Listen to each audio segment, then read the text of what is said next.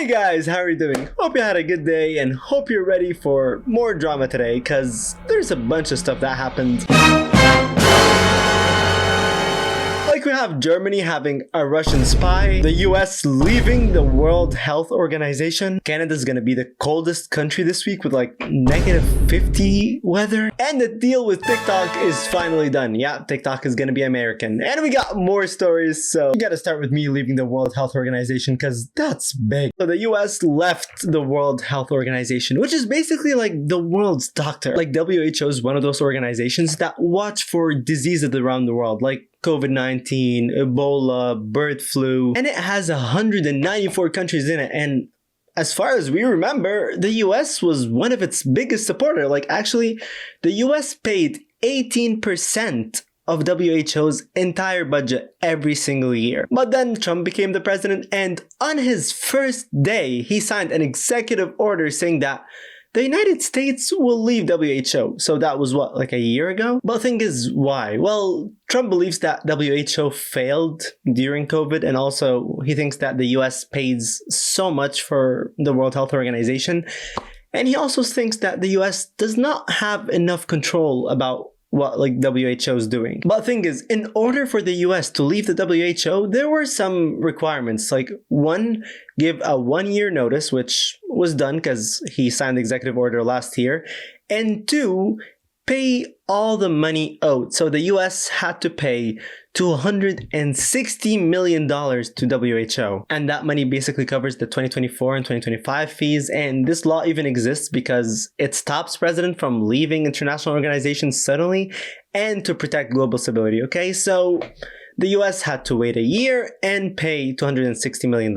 So today, a year passed and the US officially leaves WHO. But thing is, the US didn't pay the $260 million. Like, they didn't pay it. They're just leaving. And now WHO is announcing a budget crisis. Like, they're gonna cut 25% of staff, and they're gonna cut the leadership team by half, and they're also gonna cancel or pause a lot of programs. But the thing is, WHO is the organization that watches for diseases around the world. Like, if we have a new virus or a new outbreak, WHO would warn the countries about it. But now the US is gone, which is WHO's largest contributor, so maybe that would affect how they work. But honestly, I don't know if it's a good decision or not. Like, if you're American, even if you're not American, let me know. Is it a good decision that the US left WHO? To be honest with you, I'm not sure if it's a good decision or not, but we are making another decision, which is actually good because we're getting TikTok. Wait a second. I'm gonna be American? Welcome to me, baby. What? No. You're still mine. Hey, we made a deal. And the deal doesn't mean TikTok is yours. Okay, I'm kind of confused who owns me, so can you start the story? Okay, this one is a big, but also a little bit of a confusing story, so let's make it simple. Because TikTok, yeah, finally sold to a US company. But the thing is, not all of TikTok. Only the US branch of TikTok. So if you have TikTok and you're in the US, you might see some changes. Maybe changes in the algorithm, changes in the community guidelines. We don't know yet. But if you're in anywhere else around the world, yeah, it's not gonna really affect you. But why was this deal even made? Well, remember back in 2020 when Trump was like, yeah, this app is dangerous, TikTok is very dangerous. That was like during COVID when TikTok was getting very, very popular. Because Trump was saying that China could access Americans' data and China could secretly influence what videos people see.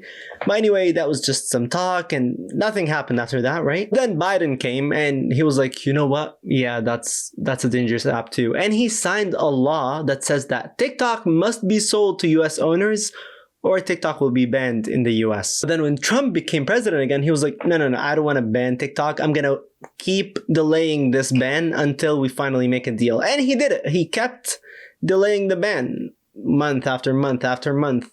And then finally, like, I think the final date was supposed to be January 23rd or else TikTok would be banned. Then on January 22nd, the deal was made and TikTok is sold to the American companies. And for the companies, I guess, it's 50% owned by US-led investors like Oracle, and 20% will be owned by ByteDance, which, as you know, owns TikTok, and the other 30% will be owned by investors linked to ByteDance. So it's more of a 50-50 split, huh? But at least the US is happy now. They're not gonna keep complaining about TikTok being Chinese and TikTok stealing people's data.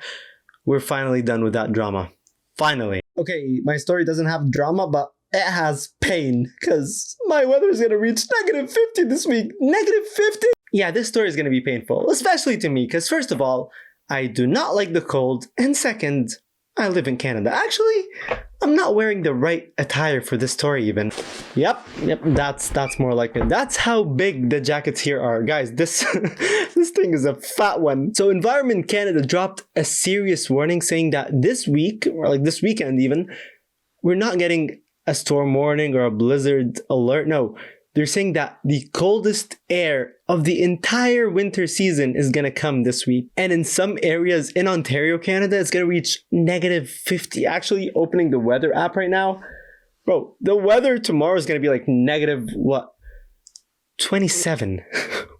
Why? And apparently there's a polar vortex that's happening, and a polar vortex is basically a massive swirl of freezing air that usually stays locked near the North Pole. I actually don't understand it. I opened up the definition of it. It's basically going to be cold. So if you live in Canada, live in Ontario this week, dress warm, because it's going to be freezing. And I'm not usually the weather news guy, but yeah, -50 had to be in the video. Like, bro, that's just pain. Okay, talking about pain, nothing is worse than betrayal, because we caught a spy. Oh no, a spy? From where? From you, Russia. You sent a spy. Oh, my bad. Yeah, so apparently Germany caught a Russian spy in it. And she was a German-Ukrainian businesswoman named Iona W. And she was one of those people who was very social. Like, she'd attend business events, any different kind of events. She spoke to officials. She was outgoing. Like, for most people, like, people actually thought that she was super sweet because she talked to everyone. Over time, she built relationships with current German defense military staff and former German military officials. So yeah, she was just out there talking to people. And apparently from her questions, she gathered information about German military aid to Ukraine, the German arms industry, and drone testing locations. So she got some important information from those people. But honestly, I would blame the officials. Like, why are you yapping about this, buddy? That's some secret information you're not just telling anyone about. Anyway, Germany started being a little suspicious of her, and they were kind of watching her in the past like year or so, and they realized she was a spy. So the police moved in, they arrested her, and they charged her with spying for Russia.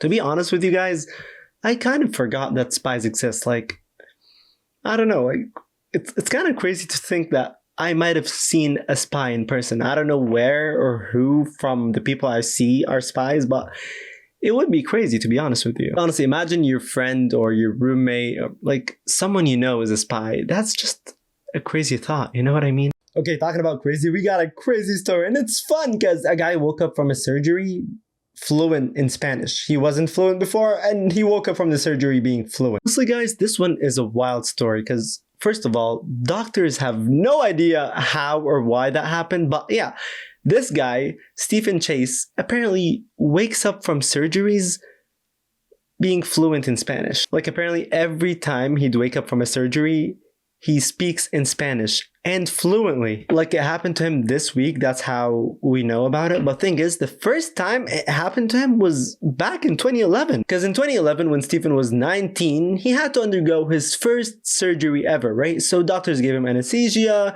which is the medicine that puts you to sleep. And then the surgery just went normally. Nothing was bad. Nothing happened to him. But when he woke up, he started talking to people in Spanish. But thing is, he doesn't know Spanish. He was never fluent, but he was speaking to people so fluently that people were like kind of confused. But then 30 minutes to an hour later, the Spanish would fade away and then he'd speak English. But the nurses and doctors were like, okay, maybe that's a one-time thing. Let's not make a big deal out of it.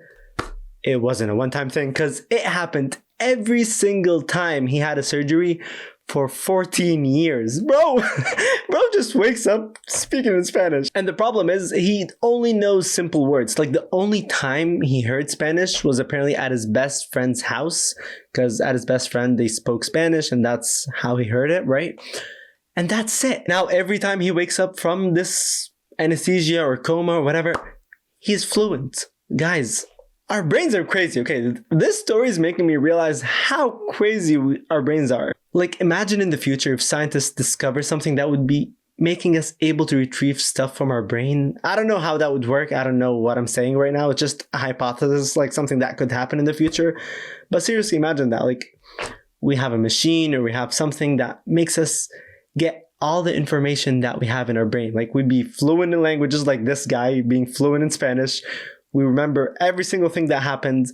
Wow, that would be crazy. Anyway, back to Stephen's story. Now he's older, he's a father of 3, and now every time he goes to surgery, he tells the nurses and doctors that he might wake up speaking Spanish, and he's just telling them that so that they don't freak out. And for him, it's a funny story. It's whatever, because there's nothing that he can do about it. But apparently, doctors said that Stephen had a foreign language syndrome. I don't know what that means. Basically, he just wakes up from anesthesia and speak different languages. I don't know. And only about 100 people have this kind of syndrome. So it's interesting. But what's more interesting is how our brains work, to be fairly honest with you. But what's even more interesting is you, buddy, because you're awesome. You watched till the end of the video. Thank you. I love you. And I will see you tomorrow.